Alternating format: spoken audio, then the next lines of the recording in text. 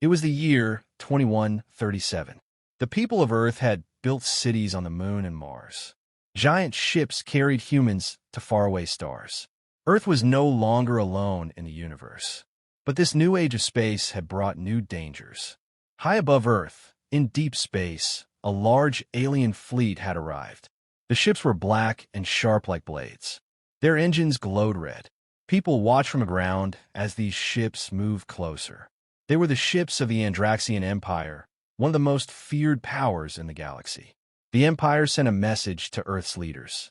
The message came in the voice of Overlord Xiron, ruler of the Empire.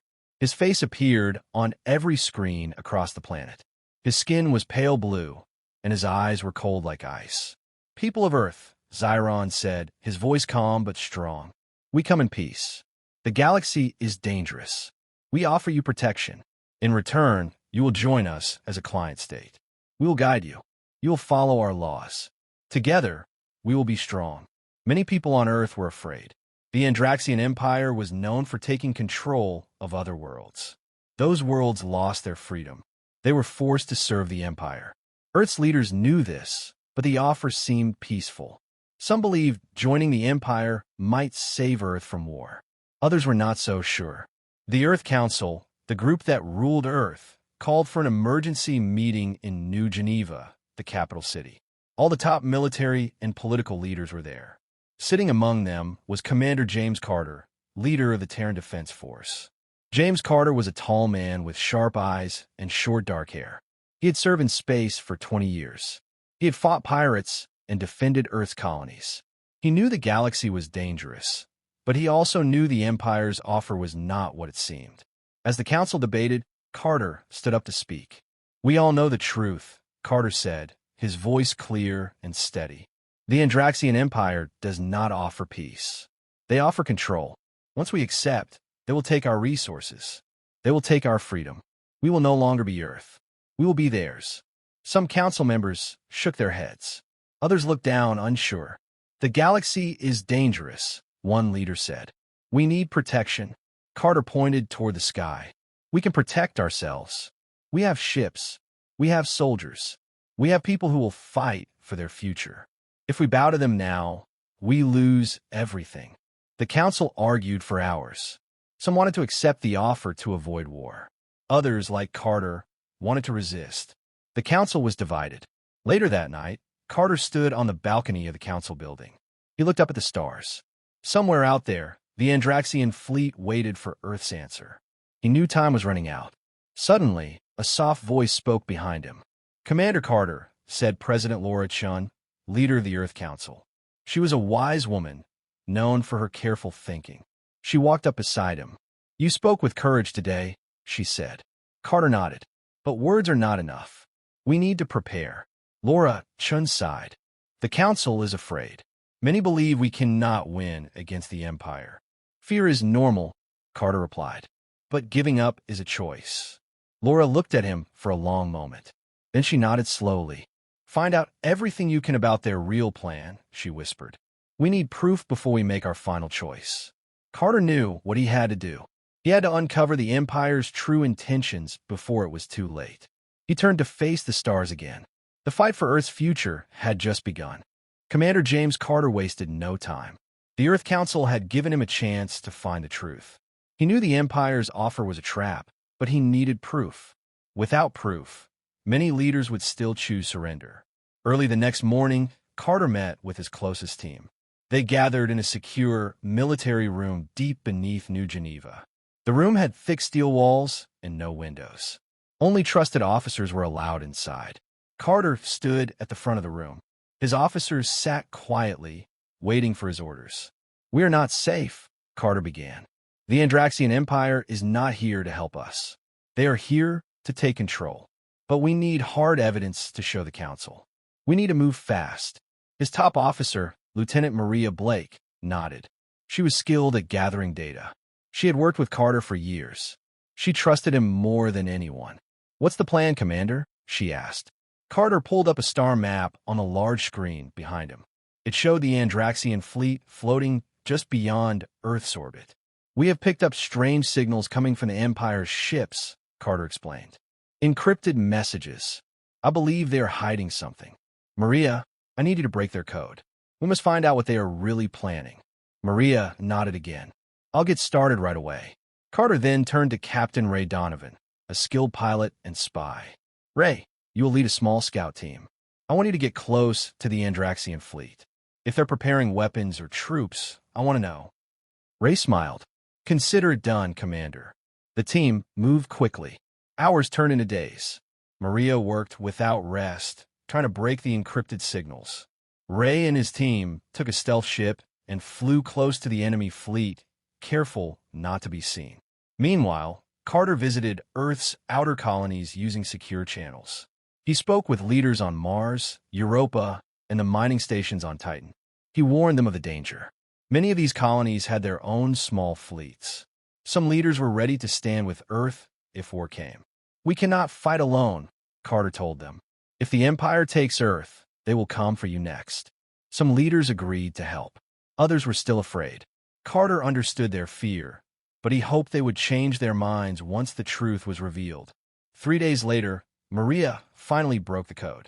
She rushed to Carter's office, holding a small data chip. Commander, she said, breathing hard. You need to see this. Carter placed the chip into the console. The screen lit up with Andraxian military plans. The plans showed Earth cities, space stations, and resource fields marked as targets. The Empire's orders were clear. Take control, seize resources, and replace Earth's government with an Andraxian ruler. Carter felt his chest tighten. This was the proof he needed. Just then, Captain Ray returned from his mission. His ship had taken damage, but he had made it back safely. We saw their landing ships, Ray reported. Hundreds of troop carriers. They are ready to move in as soon as we say yes. Carter knew they had run out of time. He gathered his team again. This is it, Carter said. We take this proof to the Council. We show them what the Empire really wants. We fight for our future. But before the team could leave, a new message came through. It was from Overlord Zyron. His face filled the room once again. His cold smile sent a chill through everyone. Earth, Zyron spoke. Your time is running out. We await your answer. Choose wisely. Refuse, and you will suffer the full power of the Andraxian Empire. The message ended. The screen went dark. Carter looked at his team. He knew the final choice was coming soon, and it would not be easy. He clenched his fists. Earth would not bow to fear. Not if he could help it. The Earth Council met again in New Geneva. The room was full of tension. The air felt heavy. Every leader knew this meeting could decide Earth's future. Commander James Carter walked into the council chamber with his team. His face was hard and serious. In his hand, he held the data chip, the proof that the Andraxian Empire was planning to take over Earth by force. The council sat in a circle around a large table. President Laura Chun sat at the center. She looked tired but focused. She had called this meeting because the Empire's deadline was only 1 day away. We have heard both sides, President Chun said to the room. Some believe we should accept the Empire's offer to avoid war. Others say we should resist. Today, we make our final choice. Some members stood to speak first. Minister Roland Graves, one of the most powerful voices on the council, was the first to talk. He was known for being careful, but many said he was afraid of war. We must face the truth, Graves said. We cannot stand against the Andraxian Empire. Their ships outnumber ours. Their weapons are stronger. If we fight, we will lose everything. Surrender is our best chance to save lives. Murmurs filled the room. Some nodded in agreement. Others looked away in shame. Carter felt anger rise in his chest. He stood up. His voice cut through the noise. Minister Graves is wrong, Carter said firmly. We have more to lose than just lives. We have our freedom, our future, and our right to choose our own path. He held up the data chip. This is what the Empire really plans, Carter continued. They will take our land, our resources, and our government. We will become their servants. The council members leaned forward as Carter placed the chip into the console. The large screen lit up, showing the stolen Andraxian plans. The words were clear. Take control. Replace leadership. Seize resources. Gasps filled the room. Many leaders looked at each other in shock. Carter spoke again, his voice full of passion. They call this protection, he said. But this is conquest. If we surrender, Earth dies as a free world. We must fight, not just for ourselves, but for every human living in our colonies. He paused, then added, and we are not alone. Mars stands ready to help. Other colonies are watching us. If we lead, they will follow. President Chun stood slowly. The room grew silent. We have heard both sides, she said. It is time to vote. Each council member pressed a button at their seat. Red for surrender. Green for resistance. The votes appeared on the screen. Green, green, green, red, green, red, green, green, green. The majority had chosen to resist. The room exploded with noise. Some cheered. Some looked afraid. But the choice was made.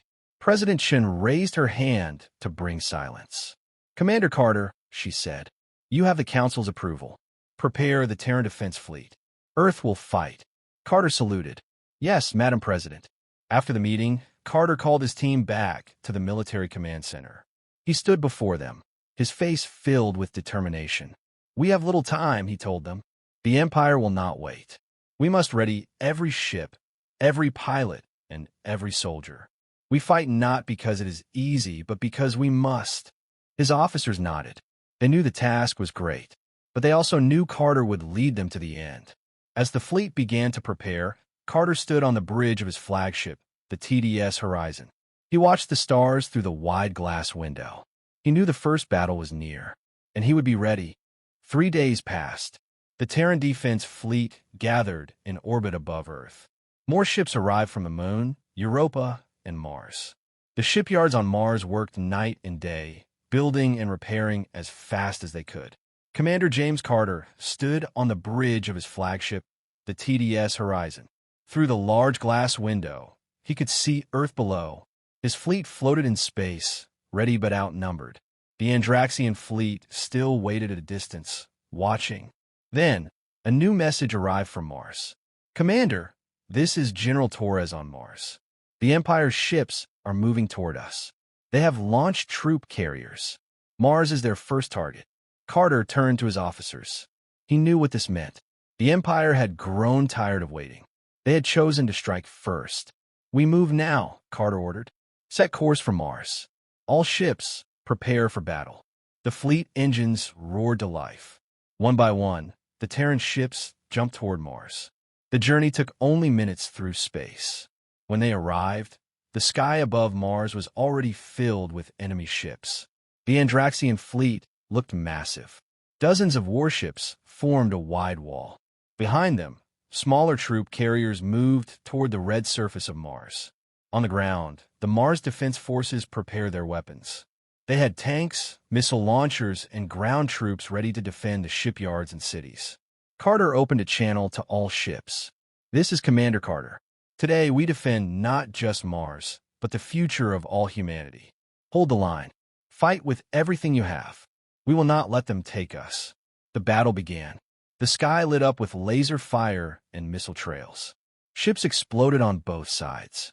The TDS Horizon shook as enemy blasts hit its shields. Carter stood firm, giving orders. Focus fire on their troop carriers, he commanded. We must stop them before they reach the surface. His fleet moved in closer. Captain Ray Donovan led a group of fast attack ships. They raced toward the troop carriers, blasting them one by one. Lieutenant Maria Blake worked at the control panel. Shields holding at 70%, Commander, she reported. But they're pushing hard. We push harder, Carter replied. The battle grew worse. One of Earth's destroyers exploded, taking 20 brave soldiers with it. Carter felt the loss, but he could not stop now. On the surface of Mars, General Torres sent a message. They're dropping soldiers. We need air support now. Carter nodded. Launch the Falcon Wings. Small fighter ships shot out from the Terran fleet. They flew down to the surface, firing on enemy dropships. Explosions lit up the ground as Mars defenders held their ground. But the Empire kept coming. More ships, more soldiers, more fire. Carter knew they needed to turn the tide. Target their flagship, the Oblivion, Carter ordered. Take out their command, and the rest will fall. The TDS Horizon and several cruisers focused their weapons on the Empire's largest ship. The Oblivion was heavily armored. It fired back with massive energy blasts. The Horizon shook again. Lights flickered. Sparks flew from the ceiling. Shields down to 40%, Maria shouted. We're not stopping, Carter growled. All power to forward weapons. The Horizon's cannons lit up, sending a final wave of missiles and laser blasts toward the Oblivion. A massive explosion tore through the Empire's flagship. Fire and debris filled the sky. The Andraxian fleet hesitated. Carter saw his chance. All ships, charge forward. Break their line. The Terran fleet moved as one. They fired everything they had. The Andraxian ships began to pull back, their formation broken. Cheers filled the Horizon's bridge. They're retreating, Ray shouted. We did it, Maria added. Carter let out a long breath. The battle was over. Mars had survived. Later, Carter stood on the surface of Mars with General Torres. They looked at the damaged shipyards. Fire still burned, but Mars still stood free. You saved us, Torres said, shaking Carter's hand. Carter looked up at the stars. This was only the beginning, he said. The Empire won't stop. We must prepare for what comes next. Carter knew the real war had just begun, but today they had won, and that victory gave Earth hope. The news of Earth's victory at Mars spread quickly across the colonies. People on Europa, Titan, and the lunar cities celebrated. Hope had returned. For the first time, many began to believe Earth had a chance to stand against the mighty Andraxian Empire. But the victory was short-lived. Only 2 days later, the Empire sent another message. Once again, Overlord Xiron appeared on every screen. His face was calm, but his voice was filled with anger. You have made a mistake, Xiron said coldly. You have chosen to resist. Now, you will face the full power of the Andraxian Empire. You will be crushed.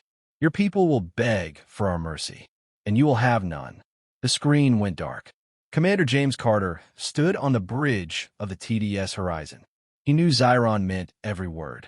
The Empire would send a larger fleet now, a fleet big enough to wipe Earth out.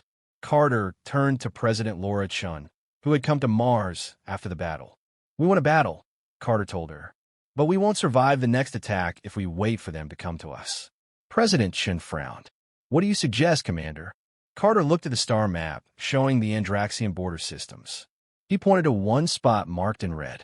We strike first, Carter said. The Andraxian Border Command Center is here. It controls their fleet movements. If we take it out, we can slow them down. It's risky, but it may be our only chance. The room went quiet. Everyone knew how dangerous this mission would be.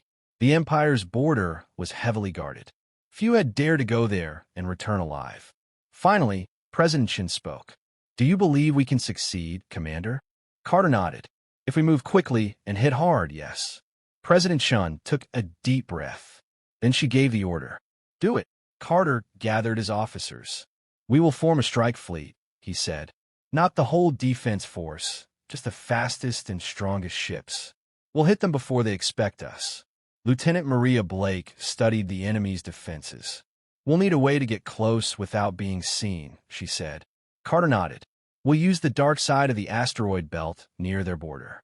It will hide us until we are ready to attack. Captain Ray Donovan smiled. Sounds like my kind of mission. Over the next 2 days, Carter's strike fleet gathered. The TDS Horizon led the way, followed by 2 cruisers, 5 destroyers, and several small fighter groups. It was a smaller fleet, but it was fast and sharp. Before leaving, Carter sent a message to all the colony leaders. We are taking the fight to the Empire, he told them. While we attack, you must prepare your defenses. This is not just Earth's fight. It is the fight for all of us. Many leaders sent back promises of support. They had seen Earth stand up. Now, they were ready to follow. Carter felt the weight of the mission. If they failed, Earth would have no chance to defend itself. If they won, they could change the course of the war. The fleet set course for the Andraxian border. They traveled in silence, moving through deep space like shadows. When they reached the asteroid belt, the ships hid among the rocks. The fleet powered down to avoid being detected. Time moved slowly as they waited. Finally, Carter gave the order. All ships prepare for attack. Engines roared back to life. Weapons systems lit up. The fleet moved out of the shadows. The Andraxian Border Command came into view. It was a massive space station, shaped like a giant ring. Hundreds of enemy ships guarded it. Maria looked at Carter. We're outnumbered. Carter stared at the screen. We knew the risk. But if we don't try, we lose everything. He opened a channel to the fleet. This is it, Carter said. We strike hard. We strike fast. We take down their command, or we die trying. For Earth. For all of us. The fleet charged toward the enemy. The final battle had begun. The Terran strike fleet moved like a wave of fire through the darkness of space. At the front was the TDS Horizon, leading the charge toward the Andraxian Border Command Center. All around the massive station, hundreds of Andraxian warships formed a tight defense wall. Their engines burned bright red. Their weapons were already locking onto the incoming fleet. Commander James Carter stood on the bridge, staring at the large screen showing the battlefield. His face was calm, but his mind raced. He knew the odds were against them, but this was their only chance. All ships, spread out, Carter ordered. Keep moving. Hit them from every side. The Terran fleet obeyed. Fighters and cruisers broke formation and moved in different directions, forcing the enemy to spread their fire. The battle began. Laser blasts and missiles filled the space between the two forces.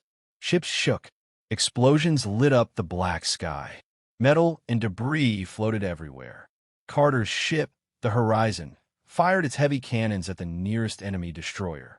The enemy ship took several hits, but kept fighting. On the Horizon's bridge, Lieutenant Maria Blake worked quickly at her station. Shields holding at 60%, she reported. But they're pushing us hard. Carter nodded.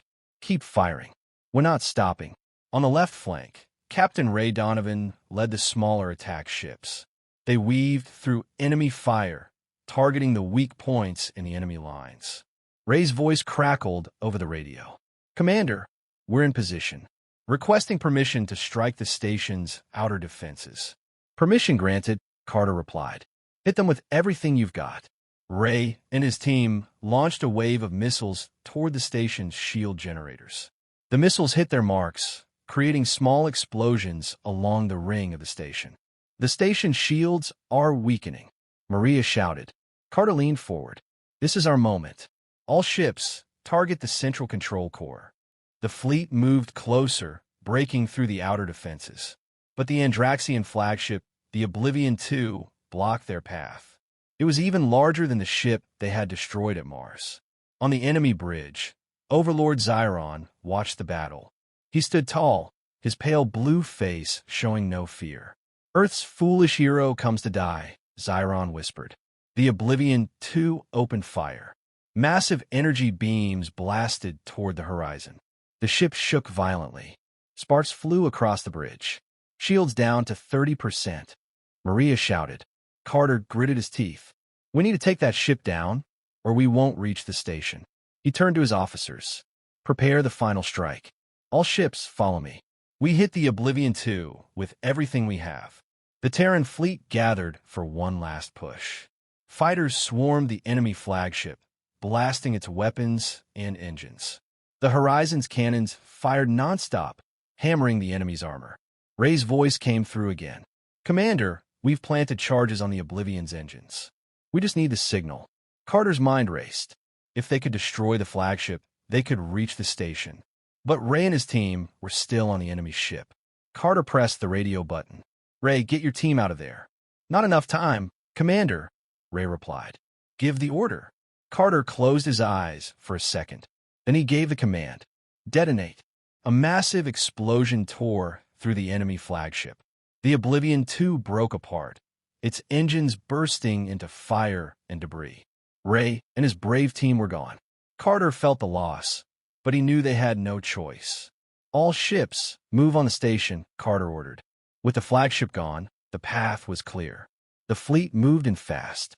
The Horizon fired its main cannon at the station's core. The other ships joined in, blasting the station with missiles and lasers. The station's core exploded in a wave of fire. The entire ring collapsed in on itself. The Andraxian fleet began to retreat. Without their command center and their flagship, they had lost control of the battle. Cheers filled the horizon's bridge. "We did it!" Maria shouted.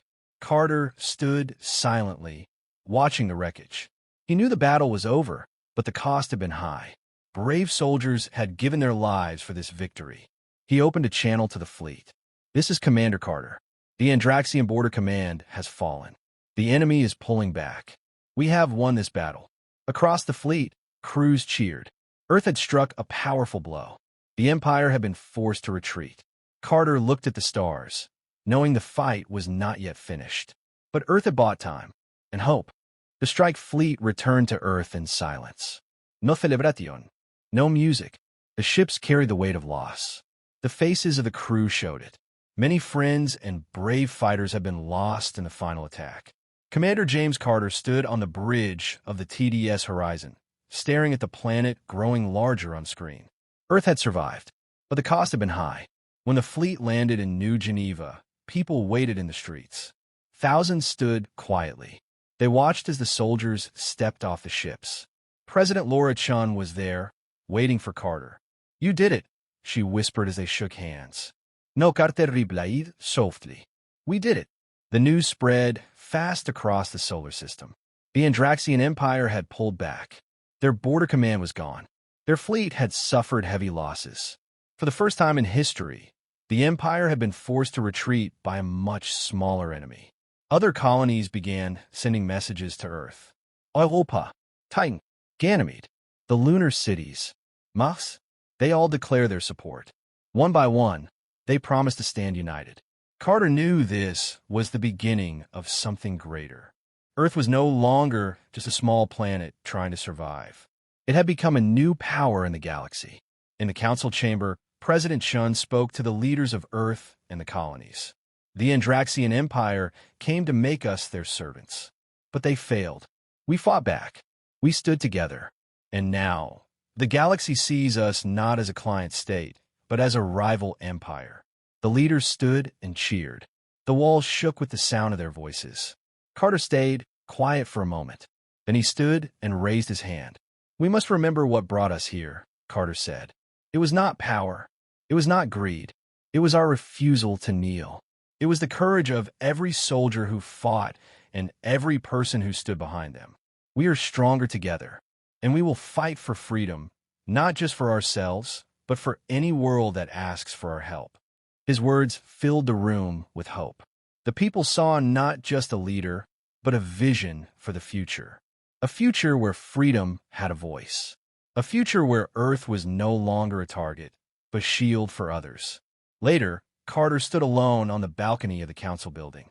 He looked at the stars once again. He knew the Empire would return one day. They would rebuild. They would come back stronger. But when they did, they would find not a weak planet, but a united force ready to face them.